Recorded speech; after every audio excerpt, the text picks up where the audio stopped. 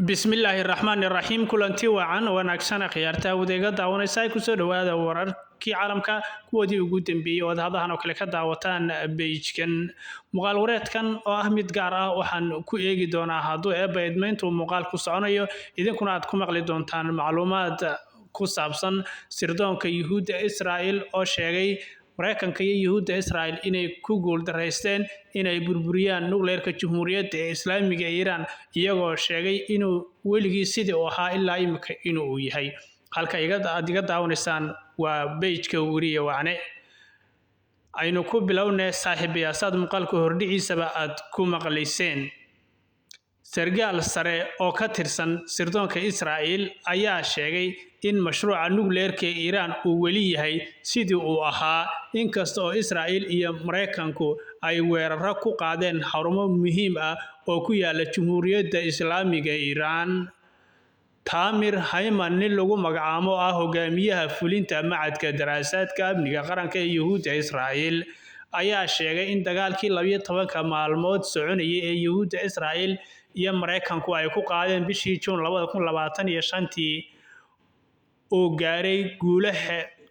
guulo xeeladaysan balse uusan bedelin buu yiri labada hadaf ee ugu waaweyn ee nidaamka Jamhuuriyadda Islaamiga ee Iiraan iyo mashruuca nukleerka ee isla dalkaas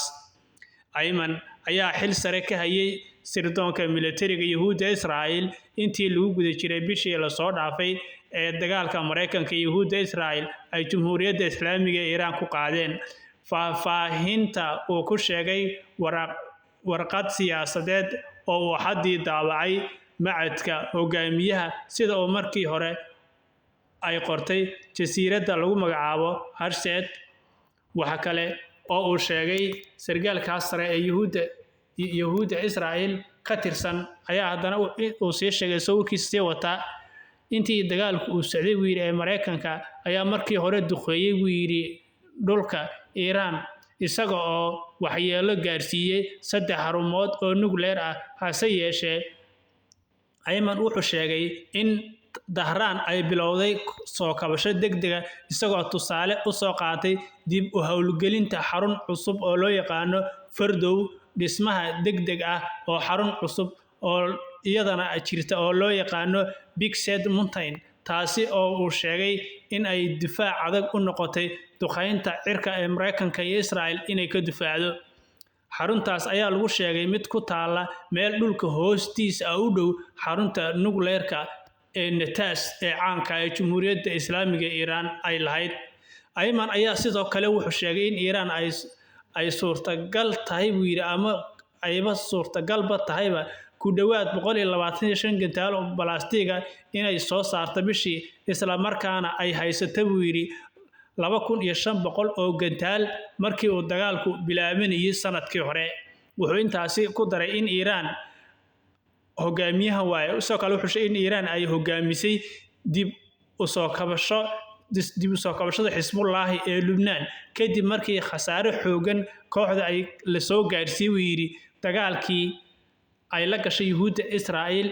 intii u dhaxaysay 2023 iyo 2024 sidoo kale wuxuu sheegay taageeradii ay Iiraan ay siiday waxa kamid ahaa buu yiri in laba jibaar miisaaniyadda ururku ay noqotay mid aad u kacday in isla sidii ay waday buu yiri arrimo sahay ah oo ay u soo marisay Syria inkasta oo ay dhacwadii xukuumadii Bashar al-Assad ee xilligaasi talinaysay Ayman ayaa sidoo kale wuxuu sheegay warkiisa oo sii dheeraa in hadafka siyaasadeed ee Yuhuudda Israa'iil iyo Mareykanku ay meesha ka saari weyday nidaamka Iiraan isla markaana hadafka military uu ahaa in la weeqo awoodda Dahraan laakiin ay Dahraan awooddeeda imid joogta sidoo kale wuxuu yiri waxa kale oo sii sheegay hogaamiyaha Iiraan oo ku sheegay sidoo kale qaab amar bixin ah oo u kala uu yiri firsan kadib markii Mujtaba Khamenei uu noqday hogaamiyaha sare ee Jamhuuriyadda Islaamiga Iiraan kadib dilkii aabihiis buu yiri Ali Khamenei warkiisa aad ayuu u sii dheeraa Ayman ayaa intaas kale wuxuu ku daray isna in go'doominta Iiraan ay ku xiran tahay marinka Hormuz oo siiyay buu yiri awood iyo cadaadis caalami ah isla markaana ay u muuqato buu yidhi Maraykanka iyo dalalka kale in ay u wareejiyaan suuqyada tamarta meelo kale waa sidoo warka u dhigay wuxuu kale uu sheegay in wejiga labaad ee howlgalka Yuhuudda Israa'iil kadib dilkii hogaamiyaha Iran oo ahaa in mashruuca nuclearka la burburiyo hab cusubna oo gaaran lagu burburiyo hadafkii ugu weynaa uu yidhi wuxuu ahaa burburinta barnaamijka nuclearka oo si buuxda looma xaqiijin karo buu yidhi inta aysan dhaqan gelin ayuu sheegay nasashadii koobaad ayuu yidhi ama markii dagaalka la joojiyay ayuu u jeedaa Ayman ayaa sidoo kale wuxuu sii sheegay Mustafa Khamenei ayuu wuxuu ku sheegay wuxuu ahaa buu yidhi nin xag jir ah oo aabihiis isla markaana ka sii daran buu yidhi uusan ku xigeen uusan u ahayn buu yidhi Ali Khamenei laakiin uu ahaa nin meelaha waxa lagu gooyay ama talada wadanka halkaas inta badan joogi jiray ayuu ku sheegay uuna yahay mid meel adag waxyaalihii dambe saaxiibayaal kasba cusmanada muuqaalada dambe ayaad ku daawan doontaan fadlan muuqaalka leeg ka saar oo share garay sababtoo ah leegu wuxuu muuqaalka gaarsiinayaa meel aad u dheer halka wali aad iga daawanaysaan waa page-ka wariya wacane saaxiibayaal haddaad halkan soo gaadhay reer Facebook aad baad u mahadsantihiin muuqaalka share garaya nabadeey